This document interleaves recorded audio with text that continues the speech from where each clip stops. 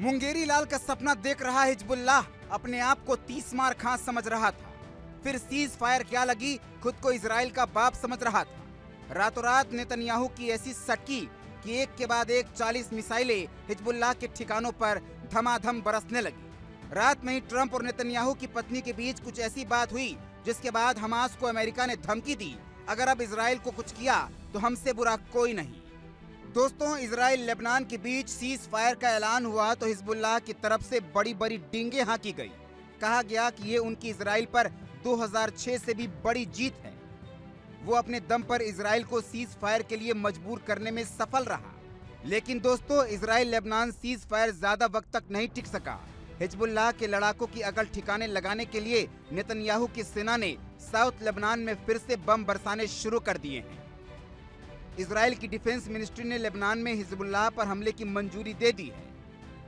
दोस्तों, उधर खबर ये भी आई कि डोनाल्ड ट्रंप फ्लोरिडा में बेंजामिन नेतन्याहू की पत्नी से मिले, जिसके तुरंत बाद अमेरिका के होने वाले राष्ट्रपति की तरफ से हमास के लिए एक अल्टीमेटम जारी कर दिया गया। डोनाल्ड ट्रंप ने सोशल मीडिया प्लेटफॉर्म एक्स पर कड़े शब्दों में हमास को तुरंत इजरायली बंधकों को छुड़ाने के लिए कहा है।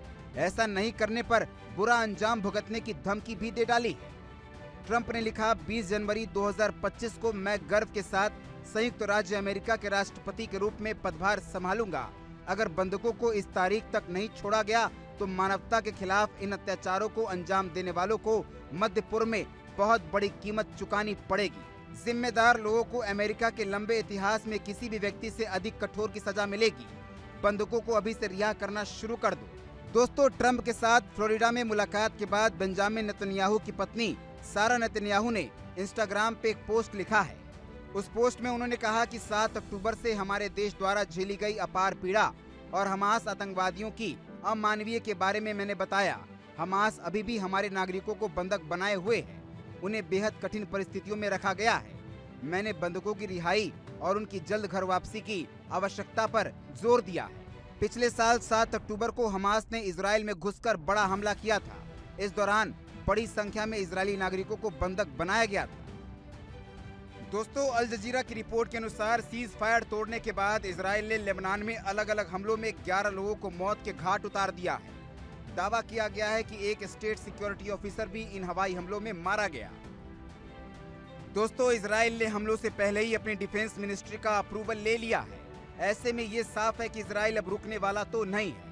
इधर हिजबुल्लाह की तरफ से भी सोमवार को एक बयान जारी किया गया। कहा गया कि इजराइल द्वारा सीज फायर को तोड़ने के बाद प्राइमरी डिफेंस सिस्टम को एक्टिव कर दिया है। इसके तहत कमर चौबे की पहाड़ियों में एक इजरायली सैन्य अड्डे पर हमला किया गया है। ये एक विवादित क्षेत्र है जिसे लेबनान अपना दावा करता है।